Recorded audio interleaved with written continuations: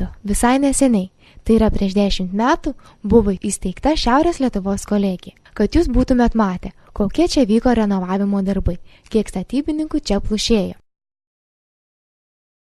Kolegijoje buvo įrengtos jaukios auditorijos, kompiuterių klasės, laboratorija, konferencijų salė. Paskaitų metu naudojama šiuolaikinė demonstracinė vaizdo bei audio įranga, mobilūs kompiuteriai, programinės įrangos. Studentams sukurtos poilsio zonos fojė, šiuolaikinė kompiuterizuota biblioteka bei jauki kavinė.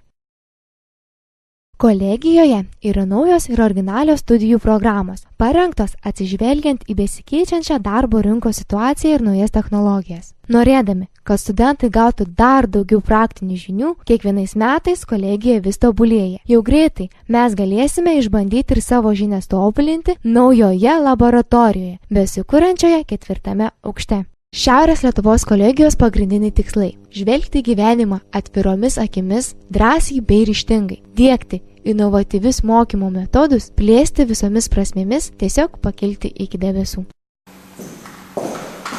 Labas, Aivarai. Labas, Nina. Ką čia darai? Taisau.